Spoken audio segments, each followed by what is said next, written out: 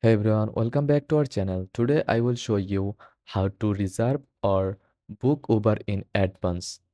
First of all, open the Uber app on your phone and log in if you haven't already. Enter your pickup location in the app just like you would for a regular ride. Next, tap on schedule a ride at the bottom of the screen. Choose the type of ride you want like Uber X, Uber XL, etc. and set your pickup time. You can book your ride up to 30 days in advance. Once everything looks good, tap schedule for confirm your ride. Uber will send a reminder when it's time for your ride.